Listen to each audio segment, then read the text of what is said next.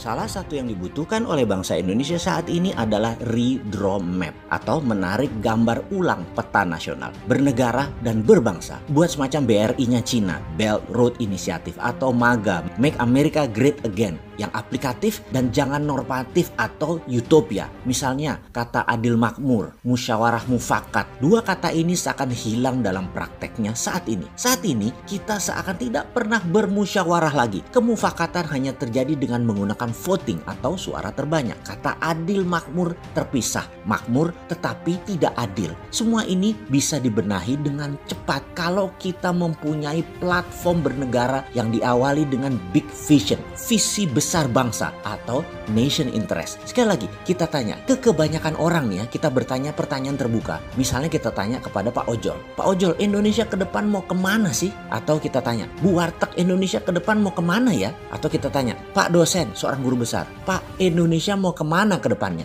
Jenderal bintang 2, polisi kita tanya, Indonesia mau kemana ya? Anggota DPR pusat kita tanya, Indonesia mau kemana Pak? Menteri pejabat sekarang kita tanya, sebenarnya Indonesia mau kemana sih? Kita tanya kepada oligarki saat ini, Indonesia menurut Anda mau kemana arahnya? Kita tanya guru SD, kita tanya tukang penjaga rel kereta api, kita tanya nelayan motor tempel 1, kita tanya petani penggarap sawah orang, kita tanya penyadap karet, kita tanya peladang, kita bertanya dengan pertanyaan yang sama. Samakah jawaban mereka semua? Kalau beda, ada masalah dengan berbangsa pada saat ini. Kalau ditanya jujur menurut saya, hanya 2 presiden Indonesia memberikan nation interest yang clear kepada seluruh rakyat. Jadi waktu ditanya, jawabannya 80% lebih mungkin akan sama, yaitu Pak Karno dengan visinya kemerdekaan, anti-imperialisme dan Indonesia menjadi pemain global. Pak Harto dengan repelitanya. Disinilah kita ingin mengingatkan tentang pentingnya memiliki nation interest. Untuk membuat nation interest kita harus punya platform bernegara untuk melaksanakan PBNU, yaitu Pancasila,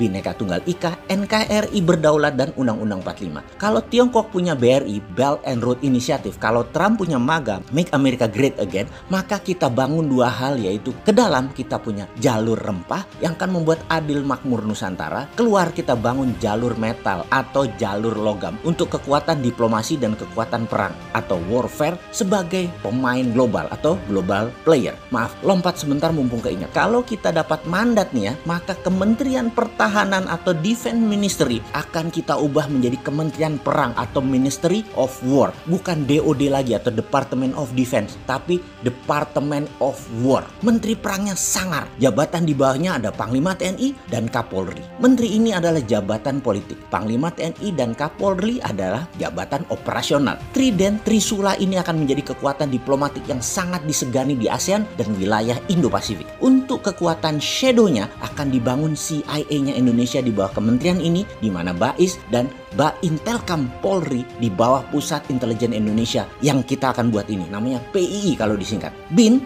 adalah FBI-nya Indonesia, usernya presiden. Keduanya bertemu di NSC, National Security and Defense Council versi Indonesia. Men in Black-nya versi Indonesia. Jadi semua satu suara, satu arah, seiring sejalan Indonesia berdaulat. Kembali ke topik. Sebagai bukti untuk membangun power atau kekuatan diplomasi, maka dengan sumber daya alam yaitu thorium, kita akan bangun reaktor thorium untuk PLTN, pembangkit listrik tenaga nuklir berbahan baku thorium. Kita akan bangun 10.000 megawatt. Di mana? Di Kepulauan Bangka Belitung. Di mana listriknya nanti akan diberikan ke Singapura dan Malaysia 60%-nya dengan harga yang sangat murah. Apa untungnya buat kita? Di sisi baliknya, Singapura harus membuka semua dokumen bank rekening warga Indonesia di Singapura. Untuk Malaysia, kita akan bagi hasil untuk memajaki atau memberi asuransi keselamatan dan kebersihan jalur niaga kapal laut yang akan melewati Selat Malaka. Listrik Indonesia akan murah karena tidak pakai batu bara lagi.